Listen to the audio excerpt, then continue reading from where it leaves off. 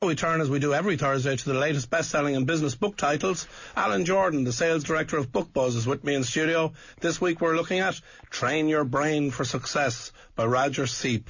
Okay, what do you think, Alan? Yeah, morning, Bobby. I'm always reminded when you do these type of reviews about Robert Frost's great quotation, which says that the brain is a wonderful organ. It starts working the moment you get up and doesn't stop until you get into work. So train your brain for success. One reason we picked it, particularly with the Olympics, and you're looking at these people who are very focused, tremendous goals, tremendous amount of sense of achievement. People have just finished the Leaving Cert and they're wondering, could I have used my brain better? So this book fits right in there because it asks a fundamental question. It says, look, first of all, we all pretty much have a desire to learn. However, a willingness to change can't be taken for granted, and it tries to help you make a change.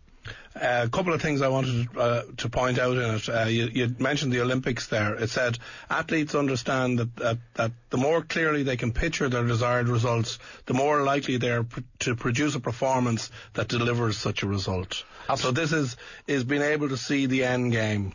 Absolutely. And really, one of the things, like we all can't be like Dr. Bill and get up before we go to bed.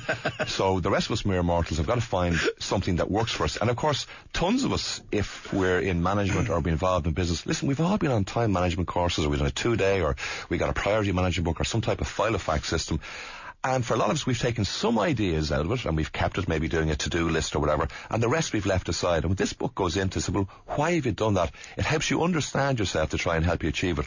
One of the things that comes up with, and again, you'll be familiar with it too because we've used a lot in business, we know it as the comfort zone. It refers to it as a homeostatic impulse, which is great. So now it says, Alan, you need to get out of your comfort zone. Actually, no, I can't help myself. I'm in a homeostatic impulse, which is an evolutionary thing about we want to stay where we are, where there's no real trouble, there's plenty of food, so I don't want to push myself. And this says, look, if you want to change that, you've got to do it consciously and you've got to do it with plenty of action.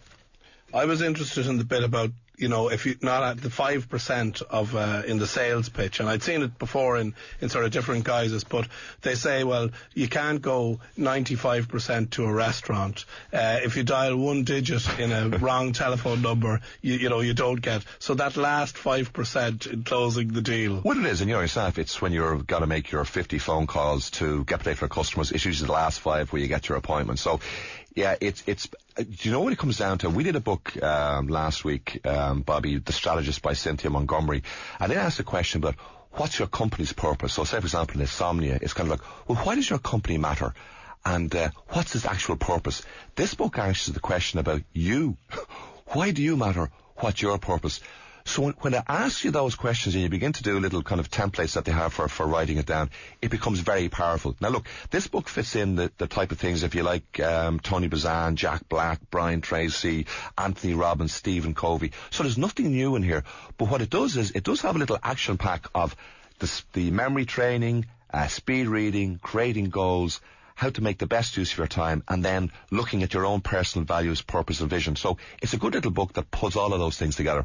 Just finally, I was interested in the Eisenhower matrix. Importance equals how much impact does this have on my life, and urgency equals how soon is this to happen. They really are totally different questions. And they are, and people will be familiar with that type of matrix where you've got urgent. You want to be up in the top right hand. Stay away from the busy fool stuff. Absolutely, where you're doing important stuff, but not necessarily urgent. And the last one of my favourites, is the Ebbinghaus forgetting curve.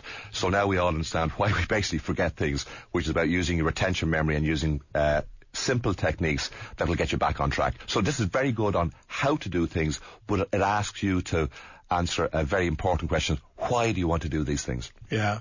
And so would you recommend this book? And I know you're in here every week looking at books, but is this one that you'd recommend? Yeah, and you know what, but it's covered. There's nothing new in it. The only government warning I'll attach to it is that he's an American consultancy, so he tends to try and oversell the product, as in get online and if I can give you a hand or sell you a coaching course. If you can get through that, it contains all of the necessary things you need to do to tool up. So say, for example, you want a little pep up as you get into the last quarter of the year. There's students that are going into university. They want to learn how to use their brain properly and how to access and harness all the energy there. it's pretty good for that. But it's nothing new. It's repeating all the old stuff, but what you might meet is some old favourites, and actually might begin to change your behaviour. Yeah. Okay. Well, that's great. Well, I read it. I thought it was interesting. I thought it was a bit cliched, but, as you say, if it gets you doing one thing differently that improves your to-do list or your business life or your goals, why not? Yeah, and two of the simple things to start off with, it goes back to the basic, is just when you start off in the day, just jot down the 5-6 things that you need to do today. That's probably one of the most critical things you can do. Alan Jordan, Sales Director of BookBuzz, thank you very much. Okay, it's time to look